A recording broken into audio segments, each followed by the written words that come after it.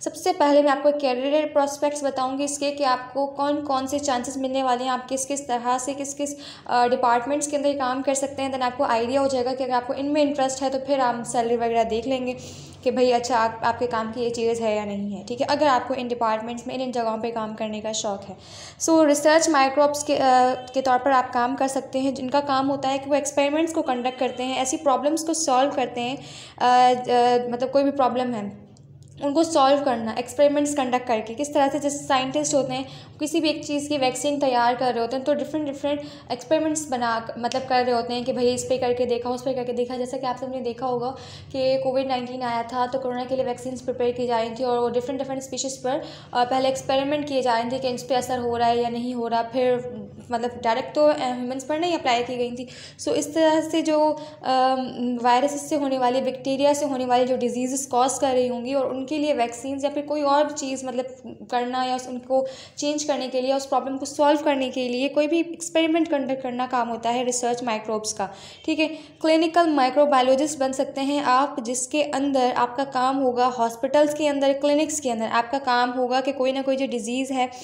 जो कि micro organism की वजह से हुई है, ठीक है, उसको डिटेक्ट करना, उसको आइसोलेट करना, उसकी ट्रीटमेंट करना, ठीक है, ये आपका काम होता है। मतलब क्लिनिकल माइक्रोबायोलॉजिस्ट का काम होता है। मींस आप एज ए माइक्रोबायोलॉजी पढ़कर भी क्लिनिक्स और हॉस्पिटल्स के अंदर काम कर सकते हैं, ठीक है जी। इम्यूनोलॉजिस्ट बन सकते हैं, आपका काम होता है कि बंदा जो है उसके ऊपर हमने देखा भाई इस पर वायरस बहुत जल्दी लग जाते हैं, इस एनिमल पे वायरस बहुत जल्दी का लग रहे हैं, ये बैक्टीरिया इसको मतलब बैक्टीरियल इन्फेक्शन इसको बहुत ज़्यादा जल्दी हो रहे हैं, तो फिर ऐसे ड्रग्स को इन्वेंट करना या फिर बनाना या इंट्रोड्यूस करवाना ताकि बंदे की जो इम्यूनिटी हो वो इंक्रीज़ हो जाए। जैसे कि आपने सुना होगा कि कोरोना वायरस जब आया था स्टार्ट में तो आप लोगों से यही कहा जा रहा था कि आप अपनी इम्यूनिटी को इंक्रीज़ करें, आप ऐसी चीज़ें खाएं, ऐसे ड्रग्स लें जिसकी वजह से आपकी इम्यूनिटी इंक्रीज़ हो, आपका इम्यून सिस्टम जो है वो पावरफुल हो ताकि वो बैक्टीरियाज एंड वायरसेस से क्या कर सके,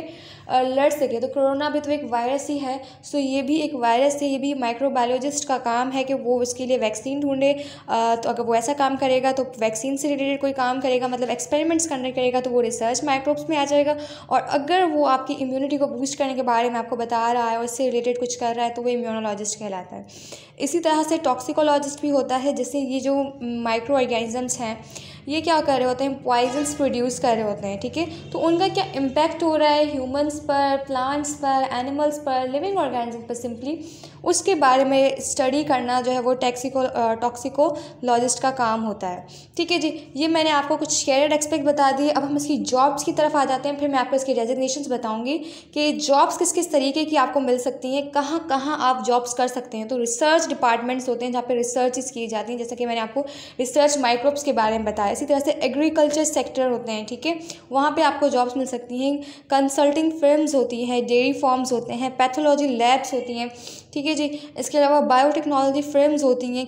केमिकल इंडस्ट्रीज़ होती हैं, food and nutrition based companies होती हैं, पोल्ट्री इंडस्ट्रीज़ होती हैं, फार्मास्यूटिकल फर्म्स होती हैं। इन सारी जगहों पर आप काम कर सकते हैं और इन सारी जगहों के पास बहुत सारी डेजिग्नेशंस होती हैं जिन पे आप काम कर सकते हैं। कुछ डेजिग्नेशंस आपको बता देती हूँ, जिसमें include agriculture and food scientist के तौर पर आप काम कर सकते हैं, मेडिकल साइंटिस्ट के तौर पर काम कर सकते हैं, नेचुरल साइंस मैनेजर के तौर पर काम कर सकते हैं, आप पोस्ट सेकेंडरी टीचर्स के तौर पर काम कर सकते हैं, या फिर आप अपनी यूनिवर्सिटीज़ में एज ए लेक्चरर और एज ए प्रोफेसर के तौर पर भी काम कर सकते हैं। इधर अगर कॉलेज है या वो यूनिवर्सिटी है, कॉलेज है तो लेक्चरर और अगर यूनिवर्सिटी है तो प्रोफेसर,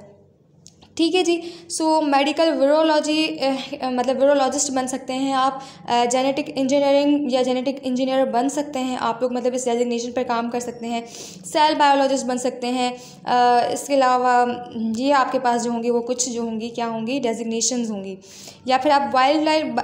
लाइफ बायोलॉजिस्ट बन सकते हैं, ठीक है, बायोकेमिस्ट बन सकते हैं एंड बायोफिजिस्ट बन सकते हैं। या फिर कुछ जगहों पे ये एक ही मतलब नेम रखा जाता है, लाइक बायोकेमिस्ट एंड बायोफिजिस्ट के तौर पर काम कर सकते हैं आप, लाइक एक ही डेजिग्नेशन होती है ये,